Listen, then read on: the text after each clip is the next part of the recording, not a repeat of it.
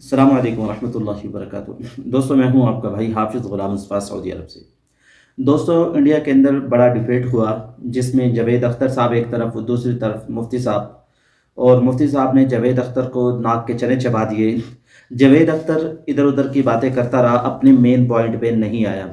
देखिए, जब आप लोगों के पास इल्म होगा, जिसके पास दलीलें होंगी, जिसके पास रास्ता सही होगा, वो उस रास्ते पे चलने की कोशिश करेगा। जिसको रास्ता मालूम नहीं होगा, वो भटकेगा, वो इधर-उधर जाएगा, वो दाएँ-बाएँ मारेगा। मुफ्ती साहब ने उसको हर बात पे पकड़ा। मुफ्ती साहब ने माशाअल्लाह ऐसी दलाइल से बात की। मुफ्ती साहब के पास दलाइल थे, पीछे उनकी मेहनत थी, उनका पीछे मुताला था। जावेद अख्तर को एक-एक बात पे पकड़ा। जावेद अख्तर का दिल भी तस्लीम कर गया होगा कि वाक़ई ये जो बता रहे हैं कि वाक़ई ही ये सच्चे हैं। देखिए दोस्तों, हर इंसान का कोई ना कोई बाप होता है, हर इंसान का कोई ना कोई पैदा करने वाला होता है। ऐसे तो हो ही नहीं सकता कि ये दुनिया खुद ब खुद चल रही है, दुनिया के अंदर कोई है ही नहीं, बनाने वाला वो अल्लाह मौजूद है, हमें उसे मारना पड़ेगा। अगर दुनिया में मार लेंगे तो बेहतर होगा, नहीं तो अल्लाह आखिरत में ज़बरदस्ती इंसान को मनवाएगा। मरने के बाद तो जब इंसान की आँख बंद होती है, फिर इंसान को पता चलता है कि वाक़ई ही कि मैं गलती पर था। जब इंसान की आँख बंद होगी तो कब्र में पहला ही सवाल हमारे नबी ने फरमाया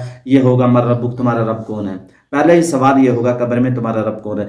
जो दुनिया में नहीं मानेगा, अब कब्र में उसको कैसे जवाब आएगा मेरा रब अल्लाह है? तो लिहाजा दुनिया में हम मान लें, वाक़ई इतना बड़ा निज़ाम किसी के बगैर नहीं चल सकता, कोई चलाने वाली ज़ात है वो अल्लाह है।